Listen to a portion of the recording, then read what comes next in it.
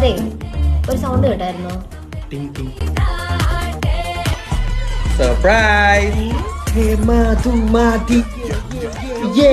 നാളെ പറഞ്ഞേ. നാളെ വന്നാ സർപ്രൈസ് ആവില്ലല്ലോ.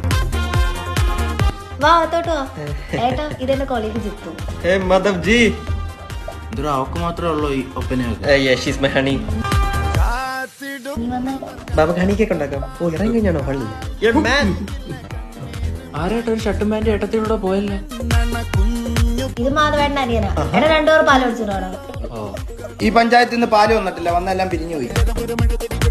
എന്താ നീ നമ്മുടെ പശുവിന്റെ പാല് ഇറക്കും? എനിക്കിപ്പോ പശുവിന്റെ അകടി പിടിക്കാൻ ഒരു മൂടില്ല.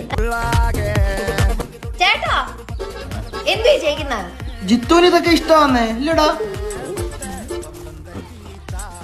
മോള് പൊക്കോ, ജിത്തുവിനെ ചേട്ടൻ നോക്കണം. മതി നീ കഴിവ്.